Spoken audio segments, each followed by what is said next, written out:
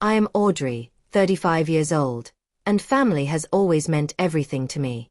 The yearly family retreat was our cherished tradition for 15 years, overflowing with joy, connection, and unforgettable moments. So, when my parents informed me there wasn't sufficient room for me this year, something within me shattered. I never envisioned being left out of my own family gathering. Yet, there I was, uninvited while 66 others received warm welcomes. What transpired next transformed everything. Let me know in the comments where you're viewing from. And if you've ever experienced exclusion from family, hit that like and subscribe button. If you want additional stories about advocating for yourself when no one else will. To comprehend why being shut out from the family retreat wounded so deeply, you need to understand my family. We are what most would regard as an upper-middle-class family from Connecticut. My parents, Harold and Diana, brought up 5 children in a roomy colonial house in a scenic suburb. I am the middle child with 2 elder siblings and 2 younger ones. Tyler is the eldest, the favored son who pursued our father's path into finance. He wed his college girlfriend, Eliza, and they have 3 exceptional children who succeed at everything they attempt. Then there's Jessica, the second-born, who became a pediatrician and married a surgeon named Andrew. They have twin boys who are already being prepared for Ivy League universities despite being only 10 years old. After me comes Zachary, the creative one, who somehow still earned our parents' acceptance by transforming his photography passion into a profitable career shooting for upscale magazines. He married Sophia, a model he encountered on a shoot, and they have 1 daughter who already possesses more Instagram followers than most grown-ups. Finally, there's Heather, the youngest of the family who became an elementary school teacher and married her high school sweetheart, Kyle. They have 2 children who are predictably considered gifted. And then there's me, Audrey, the middle child, who used to be the family organizer, the one who maintained everyone's connections. I was a marketing executive until 2 years ago when my company underwent downsizing. That occurred right around the time my marriage crumbled when I uncovered my husband James had been conducting an affair with his assistant for 3 years.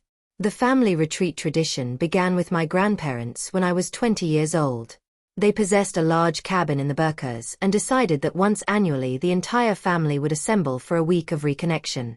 When they died, my parents assumed control of the tradition, enhancing it each year to more luxurious destinations. The annual retreat became something sacred in our family schedule, an untouchable week that everyone reserved no matter what. I actually performed a significant role in organizing many of these retreats. With my background in event coordination and marketing, I possessed the abilities to negotiate prices, plan activities, and create memorable experiences. For 5 straight years, I was the one who managed everything from accommodation reservations to custom welcome baskets for each family. My mother would claim credit for most of it, but everyone understood I was the one who made it special. After my divorce, things shifted subtly at first. My parents had treasured James. He was charismatic, successful, and came from a family they endorsed. When our marriage concluded, they seemed more distressed about losing him than worried about what I was enduring. My mother actually stated, "Could you not have simply ignored it?" Many women in my generation did, as if his 3-year affair was a minor mistake I should have accepted. The financial pressure after losing my job made things worse. I had to downsize from our marital home to a small apartment. While I searched for new employment, I freelanced to survive. My parents, who had assisted my siblings with down payments for their homes and financed lavish weddings, provided no support. Their words still resonate in my mind. "You need to learn independence at some point, Audrey." Independence was their euphemism for punishment. They never stated they blamed me for the divorce, but their behavior spoke clearly. Holiday gatherings became awkward with questions about my job hunt that felt more like examinations than concern. Comments about how well James was performing at his new position stung like salt in an open wound. They even maintained a friendship with him, inviting him to smaller family events where I would have to smile through the agony of seeing him. The family retreat had been my one constant, the week where despite everything, I felt like I still belonged. I had attended every single one for 15 years. Even the year following my divorce, when being around happy couples felt like agony, I appeared, planned activities for the children, and assisted my mother with all the details as I always had. There had been moments of friction, but nothing to indicate I would ever be excluded entirely. So when my mother phoned about this year's retreat, I had no reason to suspect anything was amiss. In fact, I had already requested the week off work from my new position, which I had finally obtained after 8 months of searching. I was enthusiastic about the retreat, viewing it as an opportunity to demonstrate to my family I was back on my feet and thriving again. Little did I realize that phone call would be the start of one of the most painful yet ultimately empowering experiences of my adult life. The call arrived on a Tuesday evening as I was preparing dinner in my apartment. I smiled when I saw my mother's name on the caller ID, assuming she wanted to discuss details for the upcoming retreat as she typically did around this time of year. "Audrey, I wanted to speak to you about the family retreat," she began, her voice carrying that artificial sweetness she employed when delivering bad news. "We have decided to try a new venue this year. A beautiful resort in the Catskills that your father and I visited last fall." "That sounds wonderful," I replied, genuinely excited. "Do you need me to contact them about group rates or special accommodations? I have a connection at their corporate office I could reach out to." There was a pause, then a delicate clearing of her throat. "Well, that's what I'm calling about. The thing is, Audrey, the accommodations are somewhat limited this year." I stirred my pasta sauce, not yet grasping what she was suggesting. "Limited how?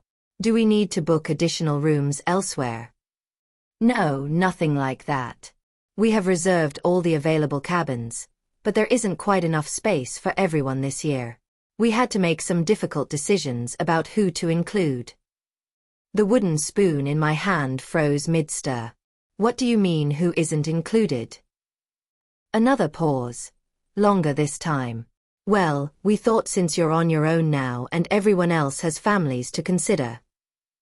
My stomach dropped as her implication became clear. "Are you saying I'm not invited to the family retreat?"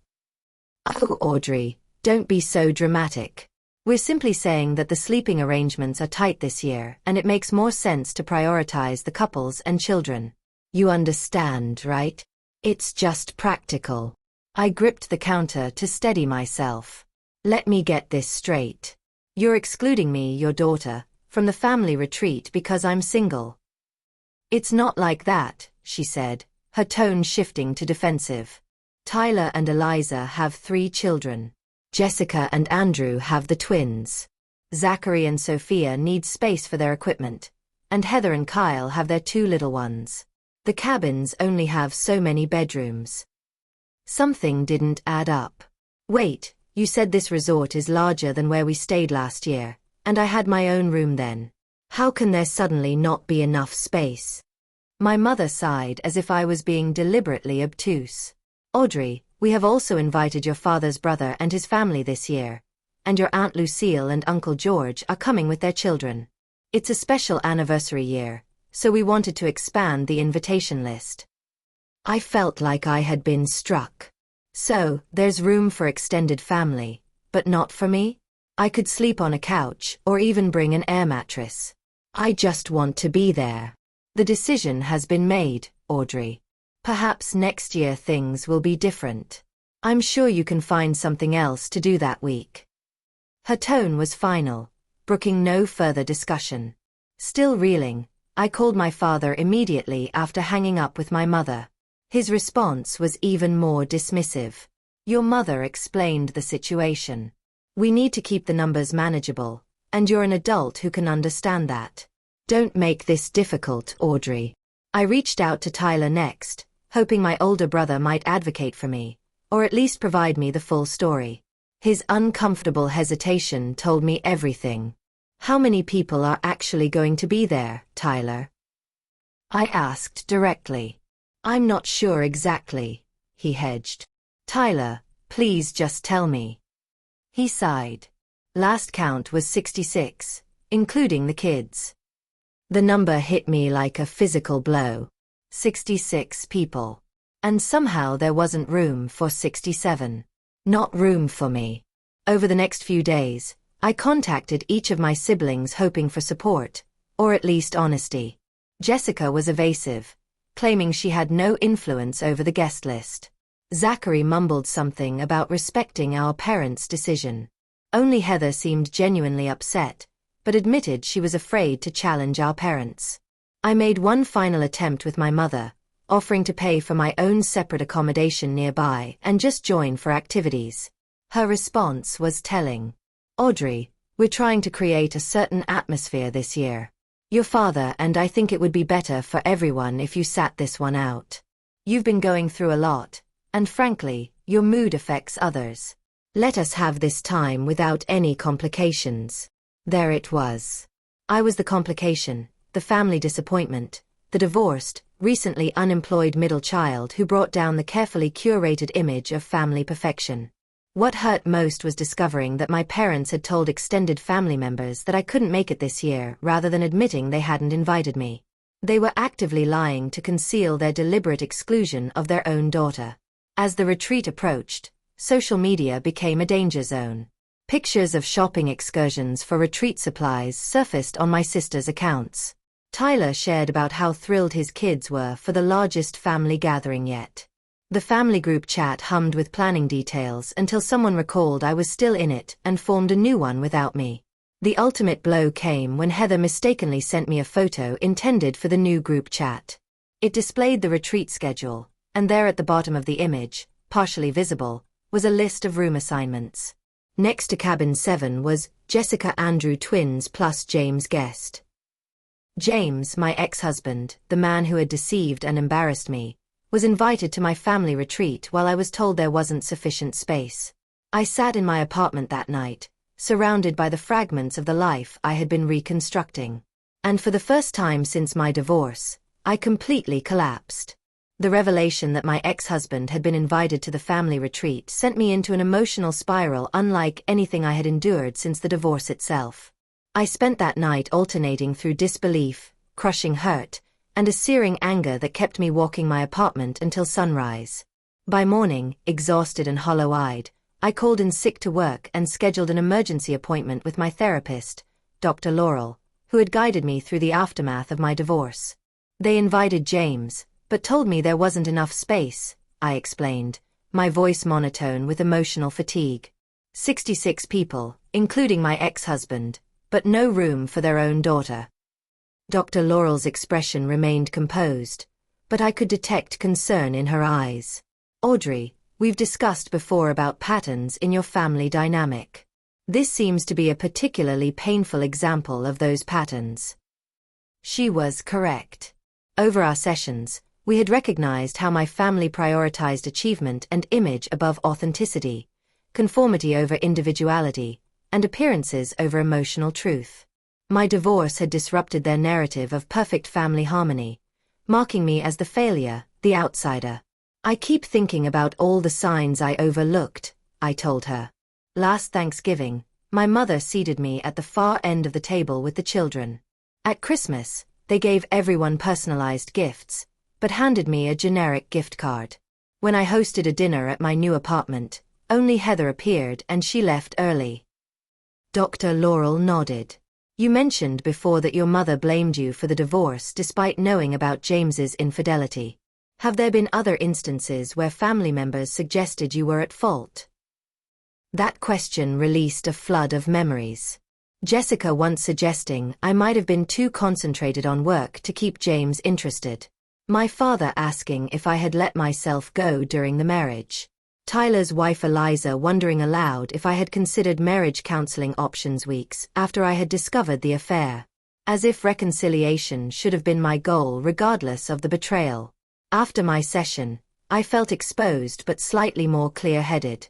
I decided to confront Jessica directly about James's invitation, calling her while she was on her lunch break at the hospital. "I know James is going to the retreat," I said without preamble, as Jessica's +1. "Really?" Her initial stammering confirmed it before she found her defense. "He's still part of the family, Audrey. The kids adore Uncle James, and Andrew and he have become close friends. It's not personal. Not personal. He cheated on me for 3 years, Jessica. How is inviting him instead of me not personal?" Jessica's voice dropped to a harsh whisper, presumably to avoid being overheard by colleagues. Look, the truth is your negative energy brings everyone down. Mom and Dad think you're still wallowing in self-pity, and nobody wants that atmosphere at the retreat. James is fun and positive. He doesn't make everything about his problems. Her words stung with the particular pain that only comes from having private insecurities voiced by someone who should love you. My negative energy? I lost my husband and my job within months of each other, Jessica. Excuse me for not being a bundle of joy while rebuilding my entire life. It's been 2 years, Audrey. Everyone has problems. The rest of us just don't make them our entire personality. After hanging up, I scrolled through my Instagram feed in a form of emotional self-flagellation. There was my mother posting about retreat preparations, writing how excited she was to have the whole family together. There was Tyler's wife showing off new matching outfits for their kids with the caption, "Retreat ready." Most painful was a photo from my cousin Danielle of shopping bags with the text, "Can't wait for the epic Watson family gathering next week." The family gathering I wasn't welcome to attend. I found myself falling into a familiar pattern of self-doubt. Was I really as negative as Jessica claimed? Had I failed to move on appropriately? Was I somehow deserving of this exclusion? In this spiral of questioning, my phone rang. It was Vanessa, my closest friend since college and one of the few people who had stood steadfastly by me through the divorce and job loss. "I just ran into your cousin Danielle at Nordstrom," she said. "She mentioned how sad it was that you couldn't make it to the family retreat next week because of work commitments." Is that true? The lie infuriated me. They told you I had work commitments? They uninvited me, Vanessa. Said there wasn't enough space, then invited my ex-husband instead. Vanessa's outrage on my behalf was immediate and validating. That's absolute garbage, Audrey. Complete and utter garbage. She showed up at my apartment an hour later with takeout and wine. As we ate, she listened to the whole sordid story, her expression growing increasingly indignant. "You know what this is," she said finally. "This isn't about space or practicality or any of their other excuses. This is about control and punishment. You deviated from the script by getting divorced instead of maintaining the facade of a perfect marriage. Now they're showing you the consequences." Her clarity cut through my fog of hurt. So what do I do? Beg for inclusion? Accept the exclusion? Call them out publicly? Vanessa topped off our wine glasses. None of the above. Emotional reactions are exactly what they expect from negative Nancy Audrey. So I just take it. Let them exclude me and pretend it doesn't matter. "No," she said, a slow smile spreading across her face. "You show them exactly what they're missing. You take control of the narrative." As the night progressed, fueled by wine and righteous indignation, the kernel of a plan began to form. It was audacious, potentially expensive, and would require calling in favors. But for the first time in days, I felt something beyond hurt. I felt a flicker of power. Before Vanessa left that night, she looked me straight in the eyes. "Remember, Audrey, this isn't about revenge. This is about reclaiming your place and your power. It's about showing them that excluding you is their loss, not yours." With those words echoing in my mind, I went to bed not as a victim, but as a woman with a mission. The emotional fallout had been devastating. But from those ashes, something new was emerging, something stronger. The retreat was 2 weeks away. I had planning to do. The morning after my revelation with Vanessa, I woke up with purpose coursing through my veins. My first instinct had been pure emotion, showing up uninvited, creating a scene, forcing my family to acknowledge their cruelty to my face. But I knew that approach would only reinforce their image of me as unstable and negative. No, this required strategy, and strategy happened to be my professional specialty. I started by researching the retreat location, easily finding it from my mother's not-so-subtle social media posts tagging the resort. The Evergreen Pines Resort in the Catskills was indeed impressive. Luxury cabins surrounding a central lodge, multiple amenities, including a lake, hiking trails, tennis courts, and a spa. But what caught my attention was the property listing that appeared in my search results alongside the resort. Lakeview Estate, exclusive property adjacent to Evergreen Pines Resort. I clicked through to discover a stunning mansion available for short-term rentals, situated on the same lake as the resort, but offering considerably more luxury. The property featured 8 bedrooms, a private chef's kitchen, an infinity pool overlooking the lake, a home theater, and private dock access. It was extravagant. It was perfect. It was also completely outside my budget. I chewed my lip, considering options.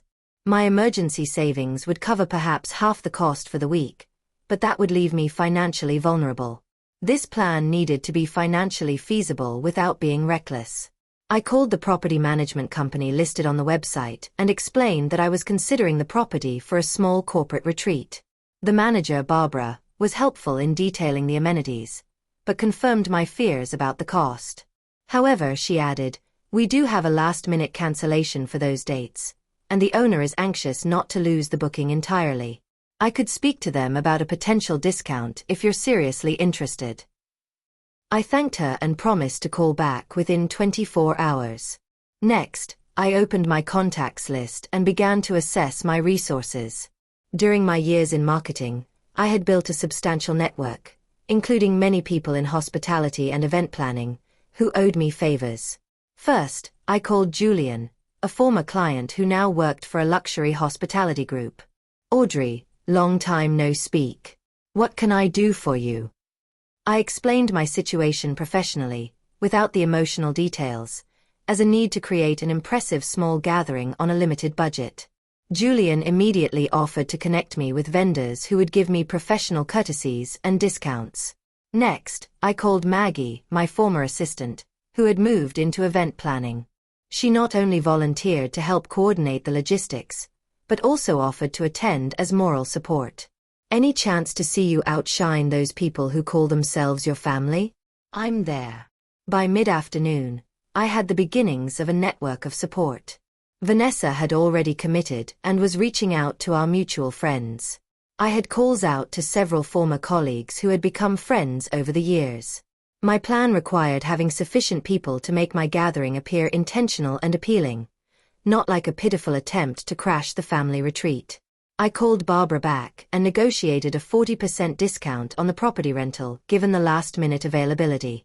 Still costly, but now within the realm of possibility if I was careful with my other expenses.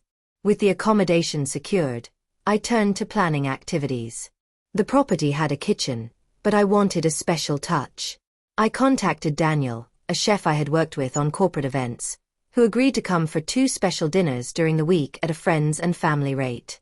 For daytime activities, I researched options that would be visible to my family without seeming deliberately provocative.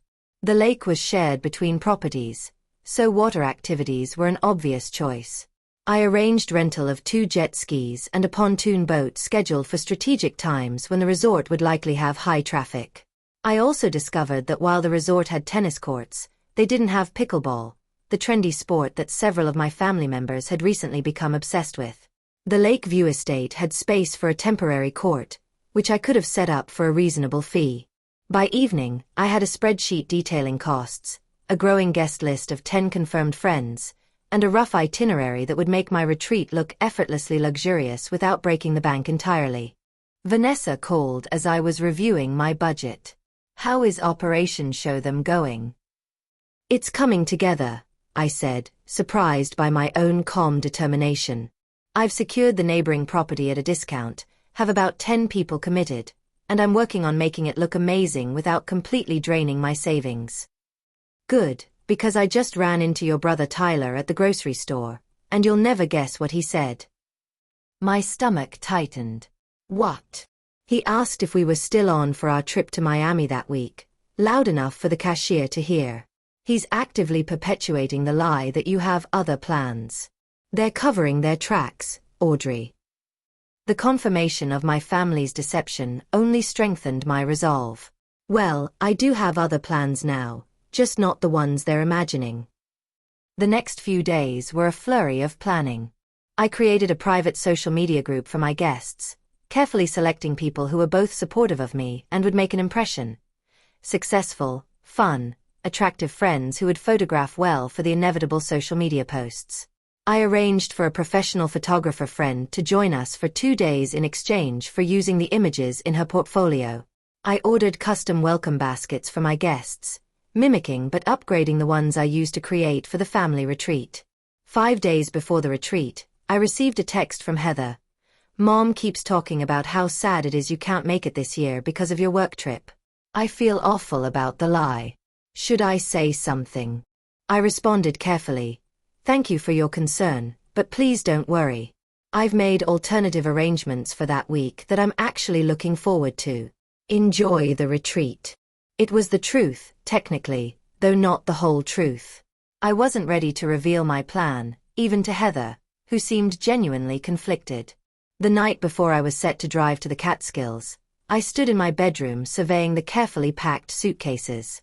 I had selected my wardrobe strategically, casual but expensive-looking pieces that would photograph well and convey success without trying too hard. Vanessa called for a final pep talk. Remember why you're doing this, Audrey.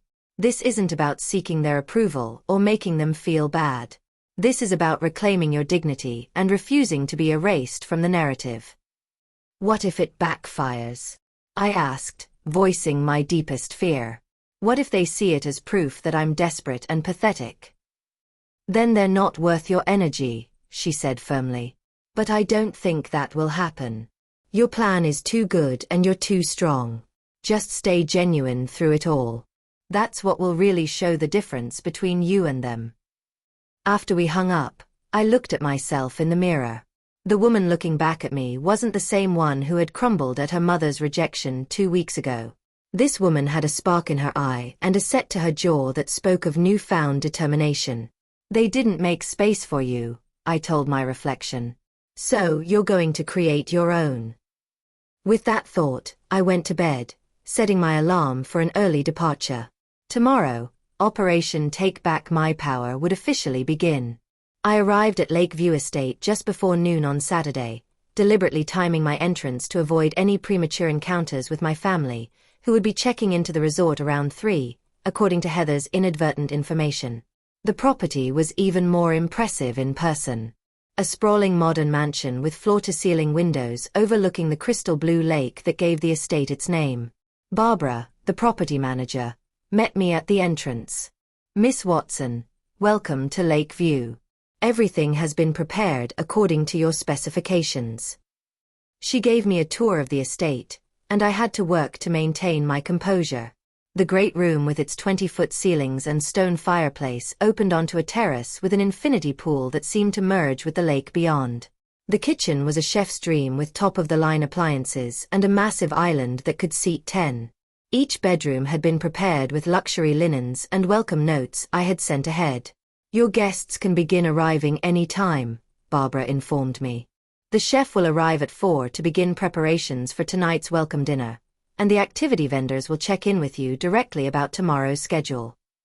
I thanked her, and once alone, allowed myself a moment to absorb the magnitude of what I was doing.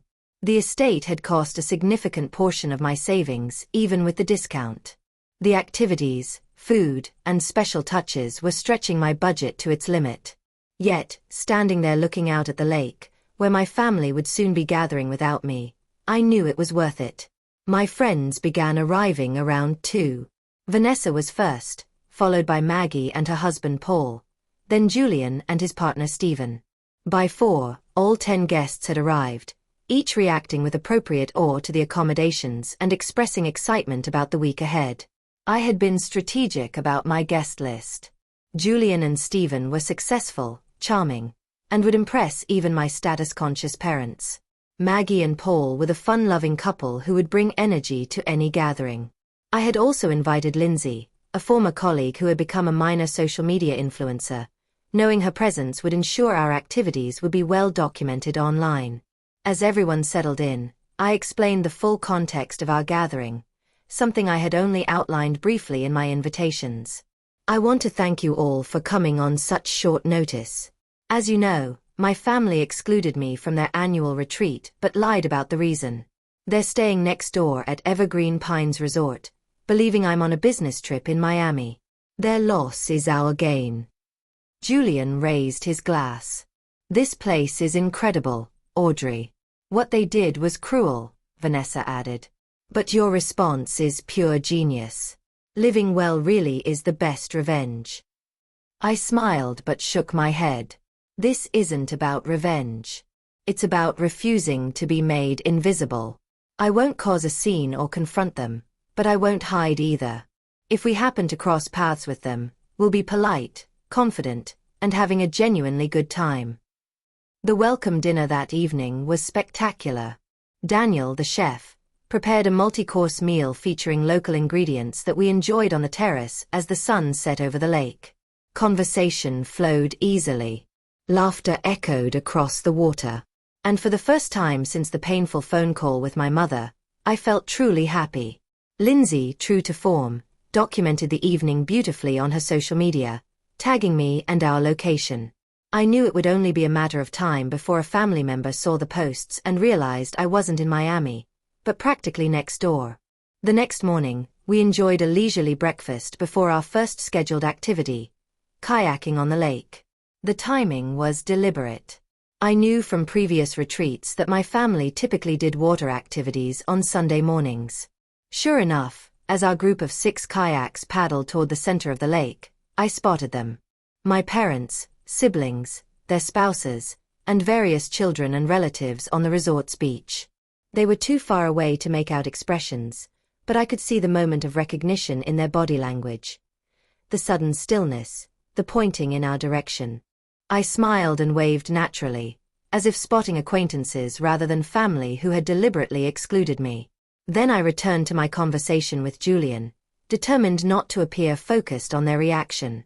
Our next encounter was more direct and entirely coincidental. After kayaking, I had arranged for our group to have lunch at the local winery that bordered both properties.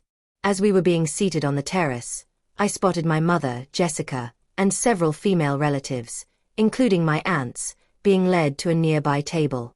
My mother's expression when she saw me was priceless.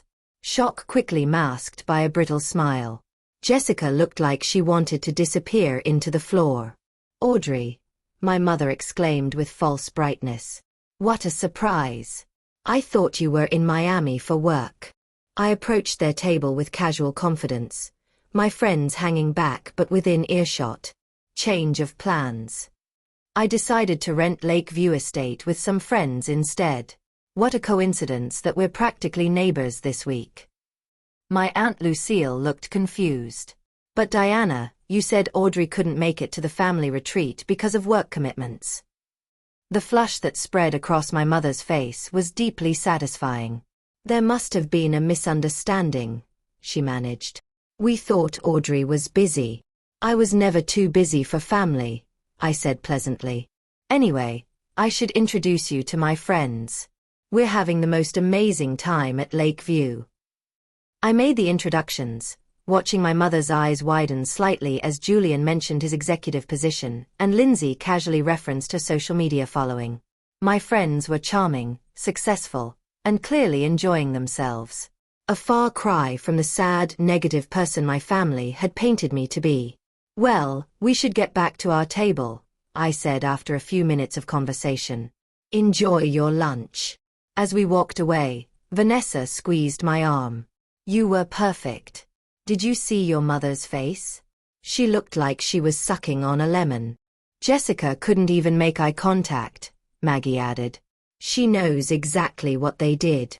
Throughout the afternoon, news of my presence spread through the family. My phone buzzed with texts from Heather. "OMG, you're here. Can we talk?" Tyler. "Quite the coincidence. Mom is freaking out." And even my father. "Your mother is upset. What are you playing at, Audrey?" I responded to Heather warmly, ignored Tyler, and told my father I was simply enjoying a vacation with friends and hoped the family retreat was going well. By evening, the dynamic had shifted further. We had arranged for our pontoon boat to anchor near a popular swimming spot, complete with music, drinks, and the floating lounge chairs I had rented. Several of my nieces and nephews spotted us and began begging their parents to go see Aunt Audrey's cool boat. My brother Zachary eventually paddle-boarded over with his daughter Maya, attempting casual conversation. "This is quite the setup you have," he said, eyeing our spread of drinks and snacks. "We're keeping it simple today," I replied. "Tomorrow we have jet skis arriving. Maya, you and your cousins are welcome to come over and use our dock anytime. We have plenty of space." Maya's eyes lit up. "Can I, Dad? Please?" Zachary looked torn between his daughter's excitement and loyalty to our parents. "We'll see," he hedged before asking in a lower voice.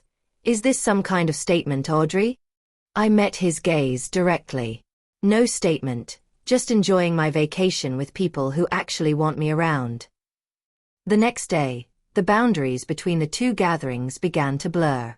My teenage nieces and nephews happened to walk by Lake View during our pickleball tournament and were enthusiastically invited to join. My cousins Brian and Danielle engineered a chance meeting on a hiking trail and ended up returning with us to the estate for drinks. By day 4, the trickle had become a steady stream.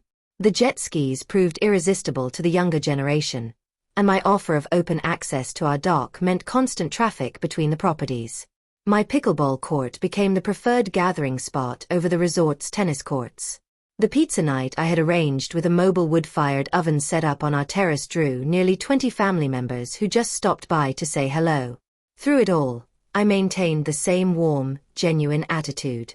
I never mentioned the rejection or questioned anyone's presence. I simply welcomed everyone as if this parallel gathering had been the plan all along. My parents remained conspicuously absent, as did Jessica and James. But with each passing day, more family members drifted to Lake View, drawn by the relaxed atmosphere, fun activities, and perhaps curiosity about this new version of Audrey who seemed so different from the negative person they had been told about. On the 5th day, as I was setting up for an afternoon of board games on the terrace, I spotted my mother watching from the property line, her expression unreadable. When she saw me notice her, she quickly turned and walked away. The confrontation I had been anticipating was brewing. I could feel it. That evening, as we were preparing for the gourmet barbecue Daniel had planned, the doorbell rang. Standing on the doorstep was my mother, alone and clearly uncomfortable. "May I speak with you privately?" she asked, her voice tight. The moment of reckoning had arrived. I led my mother to a quiet seating area on the side terrace, away from my friends who were helping set up for the barbecue. Her posture was rigid, her handbag clutched tightly against her chest like armor. "Would you like something to drink?" I offered, determined to maintain the role of gracious hostess. "No, thank you," she declined, her tone clipped. "I'll get straight to the point, Audrey. What exactly do you think you're doing?" I raised an eyebrow. "I'm having a vacation with friends. Is there something wrong with that?" "Don't play innocent. You deliberately chose a property next to our family retreat after being told we didn't have space for you. This whole display," she gestured toward the estate, "is clearly intended to disrupt our gathering and make some sort of statement." I took a measured breath. "Mom, I chose this property because it's beautiful and available. The fact that it happens to be next to the family retreat is convenient for the family members who want to visit both locations." "That's another thing." Her voice rose slightly. "You've been luring family members away from planned activities. Zachary's children missed the family photo session yesterday because they were using your jet skis." "I haven't lured anyone. I extended an open invitation, and people chose to accept it. Perhaps you should ask yourself why so many family members prefer spending time here." My mother's face flushed. "Because you're bribing them with expensive toys and activities. This isn't about genuine family connection, Audrey. This is about you showing off and trying to make your father and me look bad." The accusation stung, but I refused to show it. "Mom, I invited friends to share a vacation. I've welcomed any family who wanted to stop by. That's all. If you feel I'm making you look bad, perhaps that's your conscience speaking." "Your conscience should be the one troubled," she snapped. "You know very well that James is part of this retreat. How do you think he feels seeing you parading around next door? And there it was. The real issue. James's comfort was more important to her than her own daughter's feelings. The realization should have hurt, but instead it clarified everything. I don't particularly care how James feels, I said calmly. Just as you didn't care how I would feel being excluded from a family gathering while my ex-husband was welcomed. James is still part of this family. The children adore him and he's maintained relationships with your siblings. We couldn't uninvite him just because you two couldn't make your marriage work. I felt a flash of anger but kept my voice steady. My marriage ended because James had a 3-year affair, Mom. Something you know perfectly well. Yet somehow in your narrative, I'm the one who couldn't make it work. And that justified excluding your own daughter while welcoming the man who betrayed her. My mother's expression wavered for a moment before hardening again. You've been negative and difficult ever since the divorce, Audrey. Always the victim, always bringing down the mood. James moved on gracefully. Why couldn't you? Moved on gracefully, Mom? He moved on to his affair partner before our divorce was even finalized. And yes, I struggled after simultaneously losing my marriage and my job. I apologize if my pain was inconvenient for the family image. Before she could respond, we were interrupted by Tyler, who approached looking uncomfortable. Sorry to interrupt, but Dad sent me to find you, Mom. The caterers need approval on something. My mother stood, straightening her linen pants with sharp movements. This conversation isn't over, Audrey. What you're doing is deliberately sabotaging our family retreat, and I won't stand for it. As she walked away, Tyler lingered, shifting his weight awkwardly. For what it's worth, he said quietly, I told them it was wrong not to invite you. I should have pushed harder. I'm sorry. His unexpected apology caught me off guard. Thank you for saying that, Tyler. This place is amazing, by the way, he added, glancing around. Maya hasn't stopped talking about the jet skis. Any chance I could bring the kids over tomorrow for another ride? I smiled genuinely. Of course. You're all welcome anytime. After Tyler left, Vanessa appeared at my side. I saw the Ice Queen making her exit. How did it go? About as expected, I sighed. She accused me of sabotaging the family retreat and suggested I should be more concerned about James's comfort than my own inclusion. Vanessa's eyebrows shot up. Seriously? That's some next-level maternal betrayal right there. The thing is, I said slowly, processing my feelings, I'm not even that hurt anymore. I just see her clearly now, maybe for the first time, and I feel free. The barbecue that evening was another success, with several cousins and their spouses joining us. The conversation flowed easily, and I found myself genuinely enjoying the company of extended family members I had rarely had one-on-one time with at official family gatherings. My cousin Beverly, my mother's sister's daughter, pulled me aside at one point. I need to tell you something, Audrey. The story we were all told was that you couldn't come because of work commitments. It was only yesterday when Aunt Diana was complaining about you showing up to cause trouble that I realized you had been deliberately excluded. That seems to be the official family narrative, I acknowledged. Beverly looked troubled. There's more. I overheard your mother and Jessica talking last night. Jessica was saying they should have anticipated you might find out about the retreat through social media. Your mother said, and I quote, Audrey has always needed to be the center of attention. This is exactly why we didn't want her here in the first place. The words hurt, but they also confirmed what I already suspected. Thank you for telling me, Beverly. I appreciate your honesty. For what it's worth, many of us think this is ridiculous. The family retreat has always included everyone. Excluding you while inviting your ex-husband is just cruel. The next morning brought another unexpected development. Jessica's husband Andrew appeared at Lake View, asking to speak with me. We sat by the pool, the awkwardness between us palpable. I want to clear something up, he began without preamble, about James. His invitation didn't come from Jessica and me. Despite what you may have heard, Your parents invited him directly and told us we were hosting him. I was surprised by this disclosure. Why are you telling me this? Andrew looked uncomfortable. Because James has been telling stories about your marriage, about the divorce, making himself look like the wounded party. Most of us saw through it, but your parents seem to believe every word. And Jessica? Does she believe him too? She did at first, he admitted.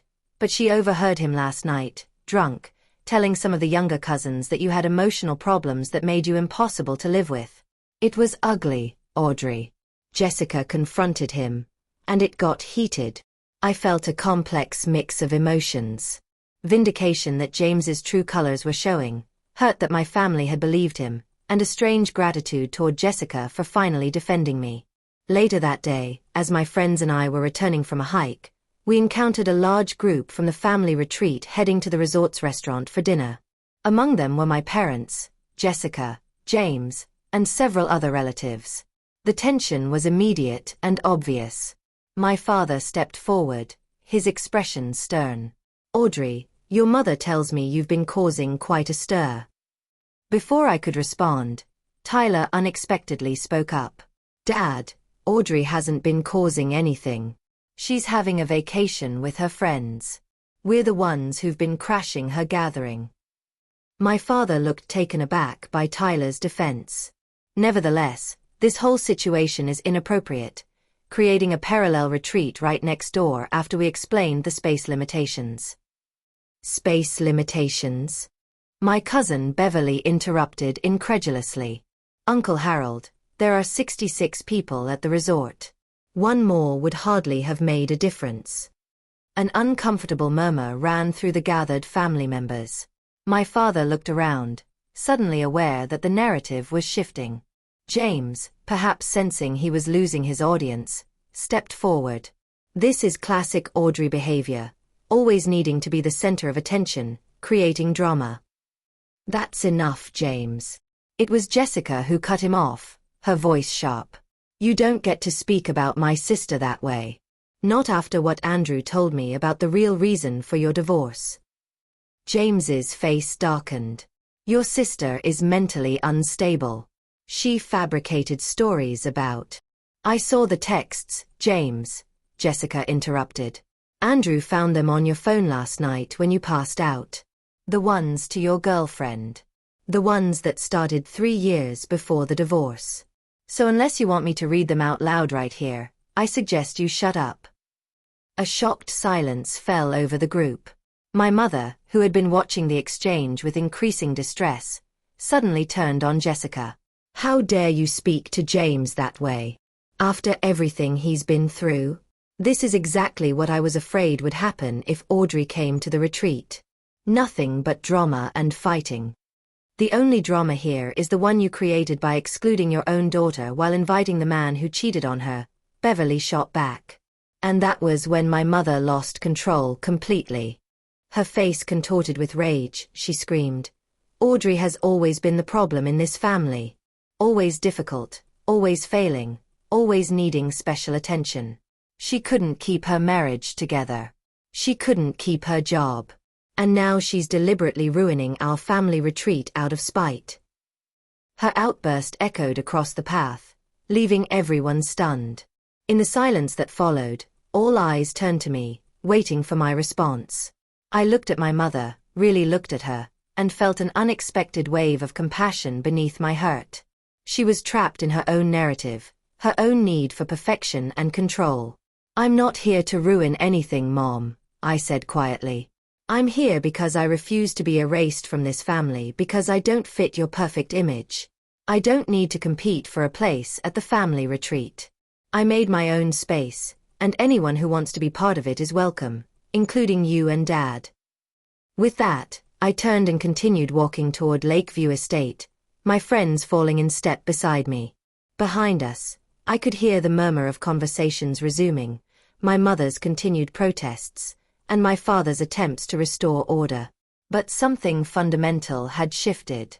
The carefully constructed narrative about negative Audrey had crumbled in the face of truth, and for the first time in years, I felt truly seen by members of my own family. The morning after my mother's public outburst, I sat on the terrace of Lakeview Estate, watching the sunrise over the lake and reflecting on everything that had transpired. A part of me had expected to feel triumphant, to savor the moment when my family's carefully constructed narrative about me had publicly unraveled. Instead, I felt oddly peaceful, as if a burden I had been carrying for years had finally been set down. My phone had been unusually active since the previous evening. Text messages from cousins expressing support. An email from Tyler acknowledging how wrong the exclusion had been. Even a brief message from my father asking if we could talk later that day. Notably absent was any communication from my mother or from James. According to Beverly, who had texted me late into the night, James had packed his bags and left the resort shortly after the confrontation, claiming a work emergency. My mother had retreated to her cabin and refused to come out for dinner. Vanessa joined me on the terrace, coffee in hand. "How are you feeling after yesterday's drama?" "Surprisingly okay," I admitted. I expected to feel vindicated or satisfied, but mostly I just feel clear, like I can finally see the family dynamic for what it is without being consumed by it. "That's growth, my friend," she said, raising her mug in a toast. "And from where I'm sitting, you handled yourself with remarkable grace. You didn't stoop to their level, even when provoked." Around mid-morning, Heather arrived at Lakeview with her children. While the kids joined the others at the pool, she pulled me aside, her eyes red from crying. "I'm so sorry, Audrey," she began, her voice breaking. "I knew it was wrong not to include you, but I was too cowardly to stand up to Mom and Dad. I should have refused to come if you weren't invited." I squeezed her hand. "Heather, you don't need to apologize. I understand the position you were in." "No, I do," she insisted. "I've always gone along with Mom's version of events because it was easier than standing up for what's right. But seeing how they treated you, hearing what Mom said yesterday, it made me realize I've been complicit in something really toxic." Her sincerity touched me deeply. "Thank you for saying that. It means a lot. The kids have been asking if we can just stay here with you for the rest of the week," she added with a small smile. "They say Aunt Audrey's retreat is more fun." "You're all welcome to stay as long as you like. We have plenty of space," I replied. The irony of that statement was not lost on either of us. Throughout the day, more family members drifted over to Lakeview. Some came with apologies, others simply seeking escape from the tense atmosphere that now pervaded the official family retreat. By afternoon, our planned board game tournament had expanded to include nearly 20 family members, the laughter and friendly competition creating exactly the kind of bonding experience the retreat was supposed to foster. Around 4, Tyler texted that our father wanted to speak with me and asked if he could come over. I agreed, suggesting we meet on the dock for privacy. My father arrived looking uncharacteristically uncertain. The confident, authoritative man who had always seemed to have all the answers now appeared older and somewhat diminished. "This is quite the place you have here," he said, gesturing toward the estate. "It's beautiful," I agreed. "Would you like to walk along the shoreline?" As we walked, my father cleared his throat several times before finally speaking. "Your mother is very upset about what happened yesterday." "I imagine she is," I said neutrally. "She feels that you deliberately created this situation to embarrass her and disrupt the retreat." I stopped walking and turned to face him directly. "Dad, I created this situation because I refused to be excluded from a family tradition while being lied about. The fact that other family members have chosen to spend time here speaks for itself." He sighed heavily. "Perhaps we handled things poorly. Your mother thought, well, she thought having James there instead of you would be less complicated." "Less complicated for whom?" "Certainly not for me." Discovering my ex-husband was invited to the family gathering I was excluded from. "You and James divorced 2 years ago, Audrey. Your mother thought you would have moved on by now." "I have moved on from James," I said firmly. "What I haven't moved on from is the expectation that my family would support me rather than the man who betrayed me, or at minimum, not choose him over me for a family gathering." My father looked genuinely perplexed. We didn't choose him over you. We simply thought. You did choose him, Dad. Explicitly and deliberately. And then lied to the extended family about why I wasn't there. He was silent for a long moment, gazing out at the lake. I suppose when you put it that way, it does sound bad. It was bad. It was hurtful in a way I still struggle to articulate. Another long silence stretched between us before he spoke again. Your mother and I haven't always understood your choices, Audrey. The divorce, some of your career decisions, they seemed impulsive to us. My divorce wasn't a choice or an impulse, Dad. It was a necessary response to betrayal. And my career changes came after losing a job I loved during a major economic downturn. I've been doing the best I can with the circumstances I faced. Something in my calm certainty seemed to reach him. He nodded slowly. I can see that now. And I can see that this, he gestured toward Lakeview Estate, took planning and resourcefulness. You've created something quite remarkable here on short notice. It was as close to an apology as I was likely to get from my father, who had never been one to admit mistakes directly. I accepted it for what it was. Thank you for coming to talk to me, I said. I appreciate it. Will you come say hello to your mother before the retreat ends? It would mean a lot to her, even if she won't admit it. I considered his request carefully. I will, but not to apologize or pretend that what happened was okay. I'll come as myself, on my own terms. He nodded, accepting my condition. That seems fair. The following day, I walked over to the resort with Vanessa for moral support. My mother was sitting on the deck of the main lodge, a book open but clearly unread in her lap. She straightened when she saw me approaching, her expression guarded. Mom, I greeted her simply. Audrey, she responded, her tone carefully neutral. Your father said you might stop by. I sat in the chair across from her. I wanted to see you before the retreat ends tomorrow.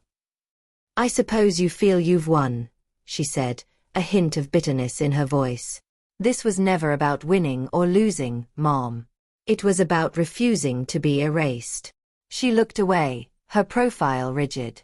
You've turned the family against me. Made me look like the villain. I haven't turned anyone against you. I simply created my own space when you made it clear there was none for me in yours. Everything else that happened was the natural consequence of the choices you made. My mother remained silent, her fingers gripping the armrests of her chair. I don't expect you to understand or approve of my response, I continued. But I do hope that someday you'll recognize that excluding your child while welcoming the person who hurt them is not what family should do. She finally looked at me, her eyes shining with unshed tears. You've always been so different from the others, Audrey. So determined to do things your own way. It made it hard to know how to be your mother. It was perhaps the most honest thing she had ever said to me. Not an apology, but an acknowledgement of the fundamental disconnect between us. I am different, I agreed. But that shouldn't make me less worthy of inclusion in this family. We didn't resolve anything in that conversation. There was no tearful reconciliation, no dramatic apology, but something subtle shifted between us. A recognition, perhaps, that our relationship would need to be rebuilt on new terms if it was to continue at all. The last day of the retreat brought a surprising development. What had begun as two separate gatherings had evolved into something more fluid, with family members moving between the properties based on activities and preferences rather than allegiance. For the final dinner, we decided to combine resources, setting up tables on the beach between the properties where everyone could gather together. As I helped arrange the tables, Jessica approached me. I owe you an apology, she said without preamble. I believed James's version of events because it was easier than accepting that he would do something so terrible. I should have trusted you, my sister, over him. Thank you for saying that, I replied. And thank you for standing up for me yesterday. That meant a lot. Andrew showed me the texts, she said, her expression troubled. They were so calculating, so manipulative. All while he was pretending to be the perfect husband to you and the perfect brother-in-law to us. I feel sick thinking about how we welcomed him while excluding you." Her genuine remorse touched me. We can't change what happened, but we can move forward differently. The combined dinner was not without its awkward moments. My mother maintained a polite but distant demeanor, speaking to me only when necessary. A few relatives who had firmly taken her side in the conflict kept their distance. But the majority of the family seemed relieved by the tentative peace, and the evening ended with plans already being discussed for next year's retreat. As I packed the following morning, preparing to return to my regular life, I reflected on everything I had learned during this extraordinary week. I had learned that standing up for yourself doesn't have to mean lashing out in anger or seeking revenge. Sometimes the most powerful response is simply refusing to accept the narrative others create about you. I had learned that family dynamics built on appearance rather than authentic connection will inevitably fracture when tested, and that the people who truly love you will find their way back to you even after mistakes are made. Most importantly, I had learned that when others won't make space for you, sometimes you need to create your own. And when you do, you may find that the space you create becomes a gathering place for others seeking the same authenticity and acceptance. The drive home was quiet, my thoughts still processing everything that had transpired. In the weeks that followed, the family relationships continued to evolve. My father made efforts to reconnect, calling regularly and even visiting me in the city for lunch. My siblings, particularly Jessica and Tyler, became more present in my life, reaching out in ways they hadn't done since before my divorce. My mother remained the most resistant to change, still struggling to accept her role in what had happened. But even she had begun making small overtures, forwarding articles she thought might interest me, asking about my work in our family group chat. A year later, as plans for the next family retreat began taking shape, I received a direct invitation from my father, followed by confirmation from my mother. There was no mention of space limitations or exclusions. When I asked if James would be attending, my father's response was immediate and firm. "Absolutely not. He's not family. You are." It was a small victory, but an important one. The work of healing our family would be ongoing, but the foundation was being rebuilt on more solid ground. As I consider all that transpired that summer, I'm reminded that true family is defined not by obligation or appearances, but by love, respect, and making space for each other. Even when it's inconvenient, even when it challenges our preconceptions, even when it requires us to acknowledge our mistakes. Have you ever had to create your own space when others wouldn't make room for you? How did you handle it? I'd love to hear your stories in the comments below. And if this story resonated with you, please like, subscribe, and share it with someone who might need to hear that it's okay to stand up for yourself with grace and dignity. Thank you for joining me on this journey. And remember, sometimes the family we create around us is just as important as the one we were born into.